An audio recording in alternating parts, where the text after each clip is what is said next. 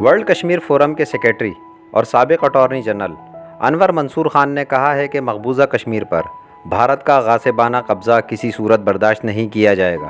World Kashmir forum مظلوم کشمیریوں کی آواز بن کر اقوام متحدہ، دولت مشترکہ، یورپی یونین اور OIC میں بھارت کا مکروہ اور بھیانک چہرہ بے نقاب کرتا رہے گا۔ کراچی پریس کلب میں پریس کانفرنس سے خطاب کرتے ہوئے انور منصور خان کا کہنا تھا کہ ورلڈ کشمیر فورم اقوام متحدہ میں پٹیشن دائر کرنے جا رہا ہے، جس میں مطالبہ کیا گیا ہے کہ بھارت سے اقوام متحدہ کی قراردادوں کی پابندی کرائی جائے۔ انہوں نے کہا کہ پٹیشن میں مطالبہ کیا گیا ہے کہ مقبوضہ و جموں کشمیر کی متنازعہ حیثیت بحال کی جائے۔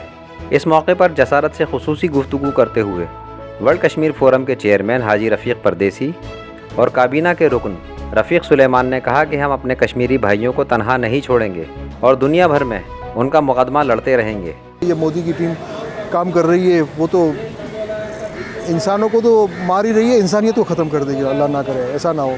جس طرح سے یہ ظلم کر رہے ہیں، اگر ان کے ہاتھ میں اگر پاور ہے یا حکومت ہے تو اس کا یہ مطلب تھوڑی ہے کہ آپ جس طرح چاہے اس کو آپ چلائیں۔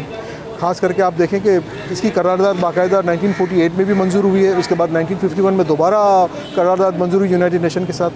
تو ان کی ساری چیزیں تو طے ہیں، اس کو کشمیر کو آزاد تو ہونا ہی ہونا ہے، تو پھر اس کے بعد اتنے پرابلمس کیا ہیں؟ ہمارے بہت سارے مسلمان بھائی وہاں پہ بے یار اور مددگار ہیں۔